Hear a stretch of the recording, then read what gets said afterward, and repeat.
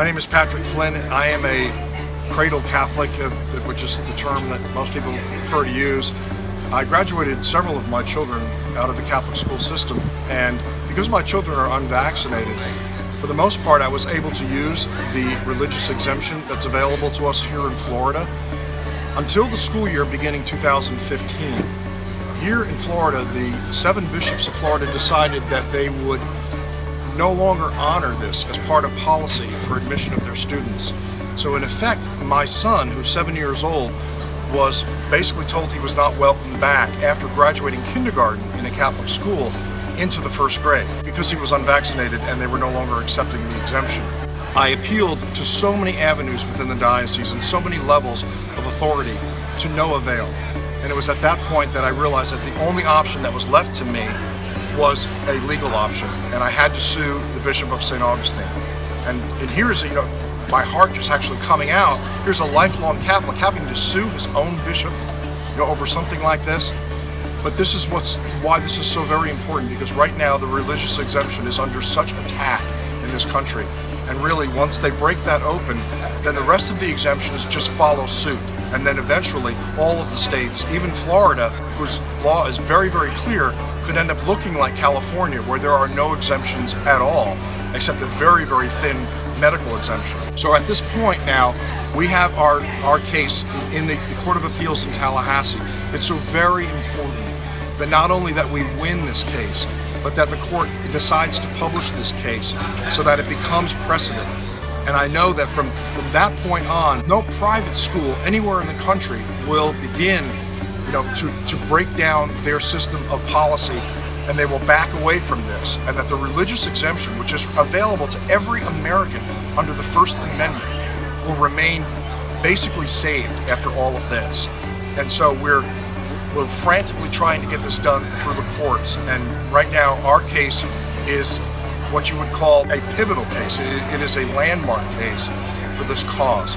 And it's so very important now that you not only pray about this, but try to support it and understand that the religious exemption, that religious freedom in this country is under attack on so many different levels than you've even understood before. Now, we heard about the Hobby Lobby lawsuit and all of that, but the very conscience of Catholic families and religious families being able to make decisions for their own children following the inspiration of God is now under attack by the churches themselves, by the leaders of the churches themselves, not just secular society.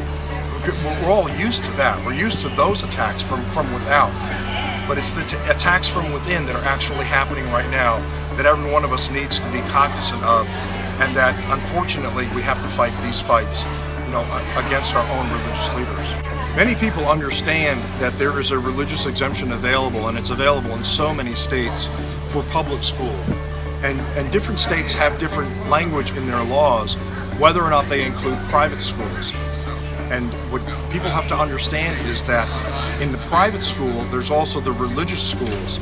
And what's happening is there are religious leaders now that are coming together and saying, well, because being opposed to vaccines is not part of our religious doctrine, we are no longer going to accept the religious exemption. And this is what's wrong. So what the breakdown of the religious exemption can't happen on the public school level until it's first eroded on the private school level. And so the attack is actually coming from a place that most people wouldn't think. And it's actually coming from the private school boards and from the private school administrators. And in the case of religious schools, that happens to be religious leaders. So for the people that live in other states, other than Florida, it's important that you pull up your statutes. You can find them online in all 50 states of the Union. Look at where the religious exemption is talked about, where vaccines are talked about in your state statutes, and that's where the exemptions will then follow shortly after as part of the statutory law. And see how your state actually explains this, what the language is in your state, and how whether it's weak or strong. And any attorney then can counsel you as to what kind of a case you have, if indeed your family is confronted with this, where all of a sudden your religious exemption is no longer honored. So in Florida here, we have a very strong law, and it's written very, very clearly. But in some states, it's not so clear. And so it is really important for people to educate themselves as to how the statutes are written in their state. If you're looking for more information and you're somehow daunted about going onto your state's website, I know that some of the websites can be confusing as far as how they guide you through their statutory laws. There's an easy path for this. Go ahead and look up vaccinerights.com. This is an attorney whose sole practice is the protection of vaccine rights across the country. He's the attorney in our lawsuit, and his website is a wealth of information about where every state stands and about the newest legislation that is actually coming up both for and against vaccine rights. It's a complete clearinghouse of information for you.